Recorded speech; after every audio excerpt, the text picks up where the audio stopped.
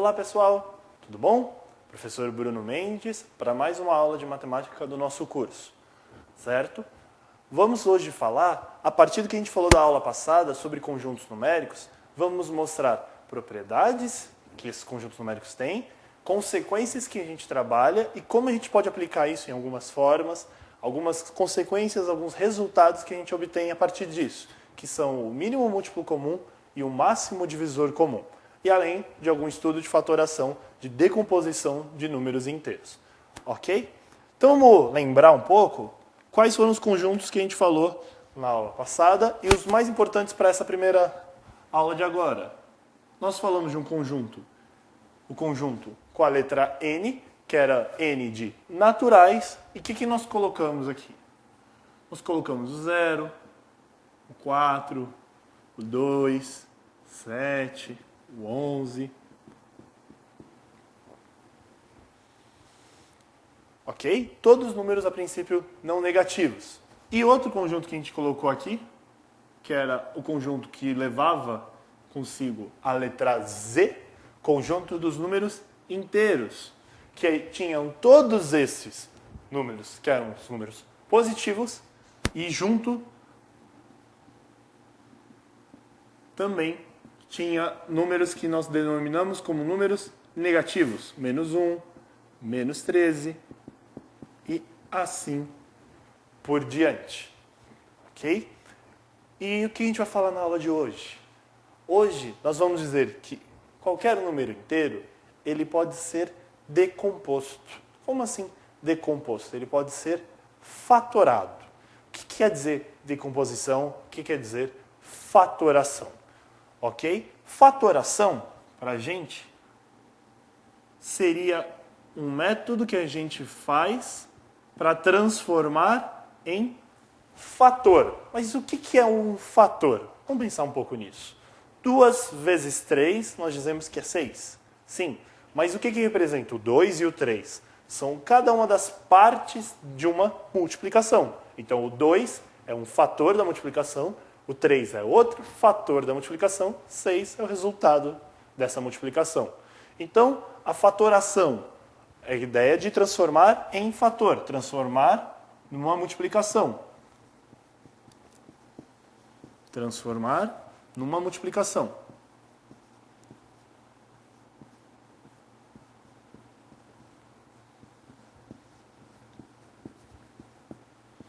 Então, eu posso pegar um número e transformar numa multiplicação? Posso. Por exemplo, se eu pegar o número 6. O 6, eu posso escrevê-lo como? O 6 eu posso escrever no produto de 2 vezes o 3. Então, 6 é a mesma coisa que 2 vezes o número 3. Ok? Pode também ser 6 vezes 1? Pode, mas não ganhou tanto. Então, o que eu fiz? Ao transformar 6 em 2 vezes 3, eu estou transformando, estou fazendo uma fatoração. Estou transformando um número numa multiplicação de outros dois números. Ok? Agora, por exemplo, se eu tivesse usado o número 20, o que seria o número 20? O número 20 eu posso escrever como 2 vezes o 10? Claro, 2 vezes 10. Mas espera aí, 2 vezes 10 também poderia escrever como 4 vezes 5? Oh, sim, claro, 4 vezes 5. Então, o 20 é 2 vezes o número 10, mas também, ao mesmo tempo, é 4 vezes o número 5.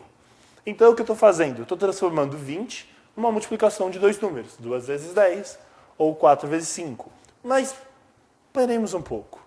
4 não é 2 vezes 2? 4 é 2 vezes 2. Então, eu poderia escrever 2 vezes 2 vezes 5. 2 vezes 2 vezes 5. Então, o nosso número, que é o 20, ele pode ser escrito como 2 vezes 2 vezes 5. Ótimo. Professor, tem como eu juntar esses dois aqui? Esses dois que aparecem duas vezes? Tem. Como a gente faz isso? A gente pega o 2, que é o número que está repetindo. Quantas vezes ele está repetindo? Está repetindo 2 vezes? Então a gente vai colocar aqui, ó, um 2 aqui em cima, um indicador, um expoente. Ok? Um expoente para indicar que eu estou repetindo o número 2 duas vezes. Vezes o número 5. O número 5 está sendo repetido uma única vez. Então, 5 elevado a 1. Então, eu transformei o 20 numa multiplicação de 2, 3, 4, vários números. Então, esse é um jeito de fazer uma fatoração. Transforma um número numa multiplicação desses números aqui. Qual é a dica que a gente tem que... é melhor para a gente trabalhar em exercícios? Sempre procure transformar, decompor em números que a gente chama de números primos. O que são números primos? Vem comigo que eu te explico. Números primos. O que são números primos?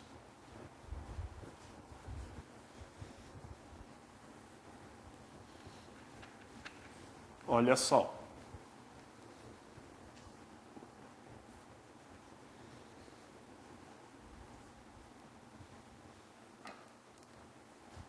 Conjunto dos números primos. Os primos têm a seguinte regra para ser formado. A princípio, os números primos, enquanto naturais, são aqueles números que admitem 2 e somente 2 divisores. 2 e somente 2 divisores. Como assim 2 e somente 2 divisores? Pensemos um pouco. Vamos escolher um número aqui qualquer. Aqui. Vamos escolher o número 10. Quais seriam os divisores do 10? Os números que eu posso pegar o 10 e dividir por esses e vão dar resultados inteiros. Por exemplo, eu posso pegar o 10 e dividir por 1. 10 dividido por 1 dá 10. Posso pegar o 10 e dividir por 2. 10 dividido por 2 dá 5. 10 dividido por 5 dá 2. E 10 dividido por 10 dá 1. Então, peraí, os divisores do 10 são 1, 2, 5 e 10. Então, aqui. Os divisores do 10 são esses 4 aqui. Se são 4 os divisores do 10, então o 10 não pode ser considerado um número primo. Então, se o número de divisores aqui é 4, não pode ser considerado um número primo. Para ser número primo, eu preciso de somente 2 divisores. Exatamente 2 divisores. Então, por exemplo, se eu escolhesse o número 5, o número 5, quais seriam os divisores do 5? Seriam 1, porque 5 dividido por 1 dá 5, e o próprio 5. Porque 5 dividido por 5 dá 1. Ah, tem 2 divisores? Tem. Tem outro além desses 2? Não. Então, 5 para nós é um número primo. Agora, vamos ver se a gente consegue ampliar um pouco mais esse conjunto. Por exemplo, o número 3 é um número primo? Sim. Por quê? Porque ele só divide 3 e o 1. Ou seja, ele só tem esses 2 divisores. Então, 3, por consequência, será um número primo. O número 11, ele também é um número primo? Sim, porque ele só divide o 1 e o 11. Só tem esses 2 divisores. Não tem mais nenhum outro. Ou seja, o número 11 é um número primo. Professor, todos os primos são ímpares? Não. Existe um número primo que é par. Quem é esse número? O 2. Por quê? Porque o 2 dividido por 2 dá 1, o 2 dividido por 1 dá 2 e não tem mais nenhum. Ou seja, você tem 2 divisores. O número 2, então 2 é um número primo. Professor, o número 1 é primo? Não. O número 1 não é primo. Por quê? Porque o 1 só divide ele mesmo. O 1 só divide 1. Ele só tem um divisor. E lembra qual é a regra que a gente falou para ser número primo? Para ser número primo, tem que admitir 2. Somente 2. Não pode ser nem mais e nem menos. Só 2. Tudo bem? Então, 1 não é primo para a gente. Então, aqui eu poderia colocar outros números. O 7, o 13 e assim por diante. Os números primos também, infinitos números primos. Então, A partir da ferramenta do que são números primos para nós podemos, a princípio, decompor, fatorar. Qualquer número inteiro, certo? Pode ser decomposto nesses fatores. Eu posso pegar um número e decompor nessas partes inteiras. Ok, vamos explicar isso. Vem cá. Eu quero, por exemplo, decompor o número 84. Como é que eu faço a decomposição do 84? Como é que eu trabalho com esse 84? Posso fazer da seguinte forma. 84, eu posso fazer de um jeito que talvez alguns lembrem, outros talvez fiquem, nunca viu, mas não tem problema. Explico agora. 84, deixa eu colocar 84 aqui.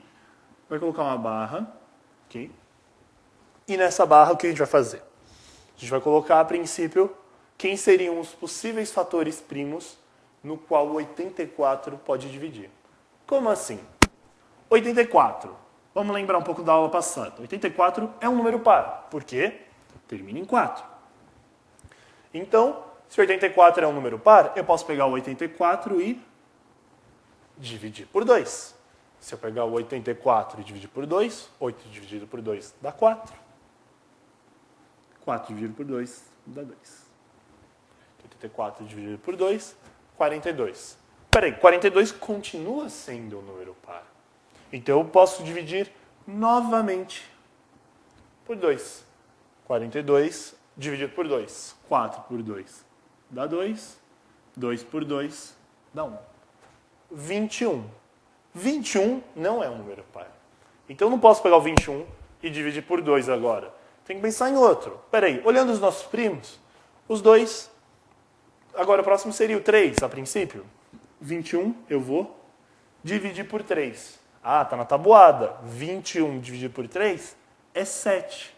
Porque 7 vezes o 3 dá 21. E o 7 já é um número primo, então ele só vai poder dividir por 7. E 7 dividido por 7 dá 1. Quando cheguei no 1, parei. Não dá mais para mexer em nada. Ok? Então, o que é o 84? 84 é 2 vezes 2 vezes 3 vezes 7. 84 é 2 vezes 2 vezes 3 vezes 7. Ah, professor, posso juntar esses dois? Pode, claro que sim. Como é que a gente faz isso mesmo? Põe o 2. Quantas vezes está repetindo? 2 vezes. Então, 2 elevado a 2. Esse 3 está repetindo uma vez só, 3 elevado a 1. E o 7, repetindo também uma única vez, 7 elevado à primeira potência. Ok? Todos bem? Tranquilo até então? E se eu quisesse, por exemplo, pegar um número 200? Ixi, 3 algarismos, professor, 200? É, 200, mas calma. Por mais que dê um pouco mais de trabalho, o procedimento é o mesmo. Então vamos com calma que a gente vai conseguir. Vamos aqui, ó, do lado. 200. Ok? Como é que eu faço com 200? Pego 200, traço a nossa barrinha e vou começar a analisar. 200, ele termina em 0. Opa, se termina em 0, ele é par. Então eu posso dividir por 2. 200 dividido por 2 dá 100. Metade de 200 é 100. Opa, 100 continua sendo par. Então eu posso pegar o 100 e dividir por 2 mais uma vez. 100 dividido por 2. 100 dividido por 2 é 50. 50 continua sendo par. Então eu posso dividir por 2 mais uma vez. 50 dividido por 2, por sua vez, será 25. Ah, pera. 25 não é mais par. 25 não dá por 2. 25 dá por 3? Como é que eu teria que fazer isso? Vem aqui, 25 divide por 3. Espera aí, vamos tentar lembrar da tabuada. 25, se 3 vezes 7 é 21, é um pouco mais, 8. 8 vezes 3, 24. 25 menos 24 vai dar 1. Opa, sobrou. Não pode sobrar nessas divisões, tem que ser divisão exata. Sem resto, sem sobrar nada. Então, 25 não é divisível por 3. Bom, se não é por 3, eu vou tentar por 5. E desconfie de que isso vai dar certo. Por quê? Porque esse número termina em 5. Números terminados em 5 são divisíveis por 5. Ok? Assim como números terminados em 0 também são divisíveis por 5. Então, 25 dividido por 5 está na tabuada, dá 5. E dá para dividir 5 de novo, porque 5 é primo. 5 por 5 eu posso escrever por 1 e aí eu paro essa representação. Então, como é que eu vou escrever o 200? Quantas vezes o 2? 2, 2, 2. 2 vezes 2 vezes 2. E o 5, duas vezes, né? O 5 representado duas vezes. 5 vezes 5. Quantas vezes está aparecendo o número 2? 3 vezes. Olha como é que eu faço isso. 2, 3 vezes. Indicador 3. E 5, duas vezes. Então é 5, indicador 2. Ok? Tudo bem? Então aqui a gente tem 84, 200, 2. Terceira, 5, a segunda. Ok, pessoal? Aqui a gente fez a decomposição do 84 e do 200. Agora, quais são as consequências de fazer essa decomposição? O que eu posso ganhar, o que eu posso perder? Aqui, o que a gente ganha é uma coisa que pode acontecer na sua prova, que já tem ocorrido em alguns concursos, nas últimas provas. A ideia do que a gente chama de mínimo múltiplo comum e máximo divisor comum. O que é o mínimo divisor comum e o máximo divisor comum? Vem cá que eu te explico.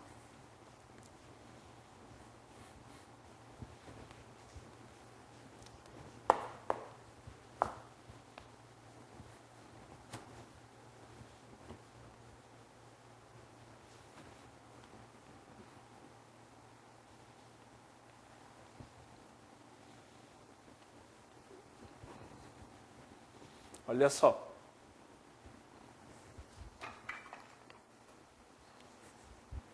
Vamos primeiro explicar o máximo divisor comum.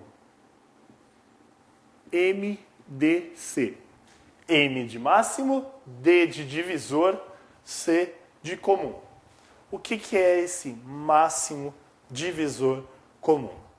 Ok? É um número que, a princípio, tem que estar tanto numa das partes quanto na outra, que seja divisor, ou seja, a princípio vai ser um número menor, tem que ser comum aos dois, e de preferência eu quero que seja máximo. Como é que eu vou fazer isso? Qual o procedimento? A gente vai pegar todas as bases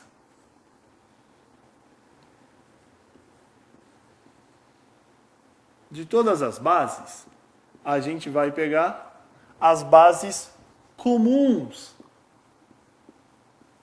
Como assim as bases comuns?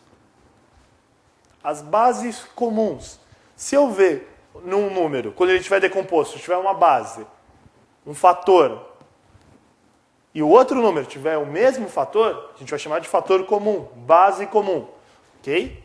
Todas as bases comuns com o menor expoente. O que é mesmo expoente? É um indicador que fica em cima do número, que mostra quantas vezes eu vou repetir esse número. Então, o máximo divisor comum, eu vou pegar todas as bases comuns com o menor expoente. E o que é o que a gente fala de mínimo múltiplo comum? O MMC. Mínimo múltiplo comum, múltiplo é uma coisa, um princípio maior, de multiplicidade, vai ser multiplicar, vai ficar maior, ok? Então, o mínimo múltiplo comum, eu quero um número que seja maior, que a princípio é as duas partes, mas também tem que ser comum, ok? E, dentre todos os comuns, de preferência, o menor. Como é que eu vou proceder? Como é que eu vou fazer? Eu vou analisar todas as bases, não importa se é comum ou não, não importa se é comum ou não, eu vou analisar todas as bases e vou pegar com o maior expoente. Todas as bases com o maior expoente. Então, analisei todas as bases com o maior expoente. Vamos usar o exemplo?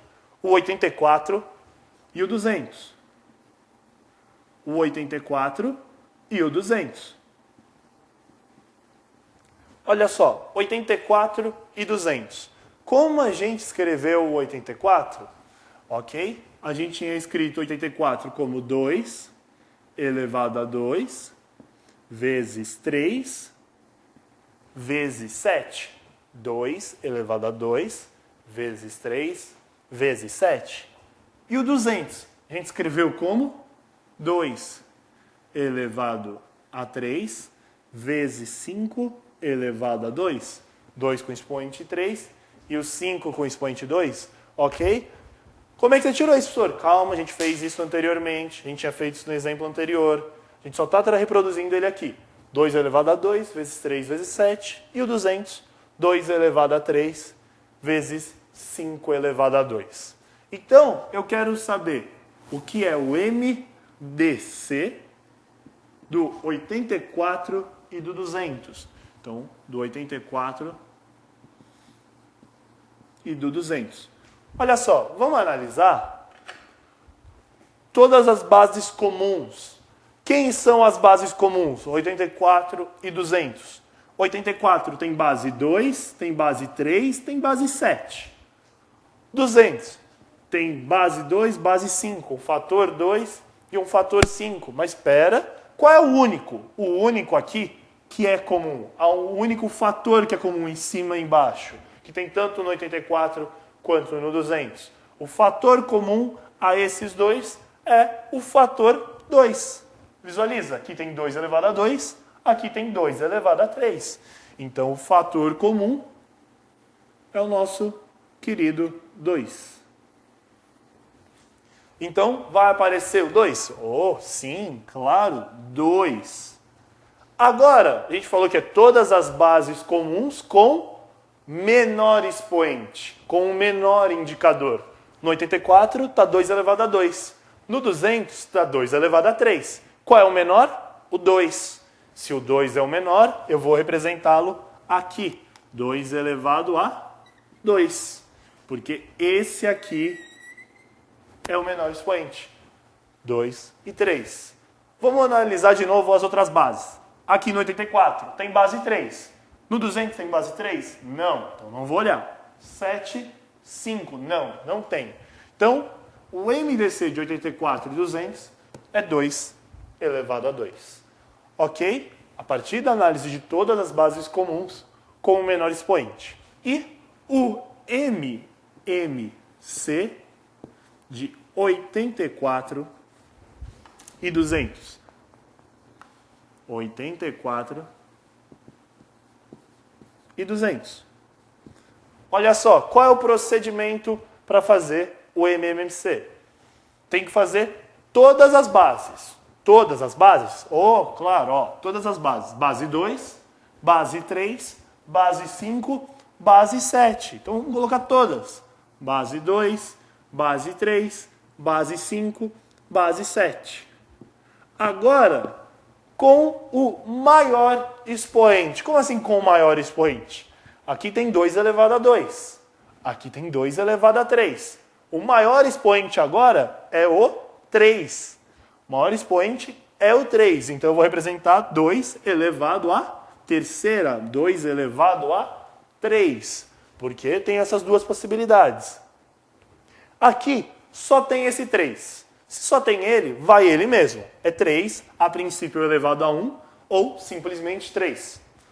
Aqui, 5 elevado a 2. Tem outro 5 aqui, além desse? Não. 5 elevado a 2. Então a gente coloca o expoente 2. 5 elevado a 2 e o 7 só tem ele mesmo. Vai ficar 7. 7 elevado à primeira. Ok, pessoal? Então, como a gente fez o MDC? Pegamos todas as bases comuns, ok, com o menor expoente e representamos ela aqui. E o MMC? Todas as bases com o maior expoente. Lembrando que para isso precisamos decompor o número, fatorar o número, deixá-lo eles em fatores de preferência que sejam números primos, ok? Quem são os números primos? São aqueles que têm somente, exatamente, 2 divisores. Em geral, 1 e o próprio número. Ok, pessoal? Essa foi a aula, fatoração, MMC, MDC. Tente depois fazer esses exemplos, tente pegar depois outros números para fazer esse treino E acredito que com isso você vai conseguir fazer uma boa prova. Até mais, pessoal. Tchau!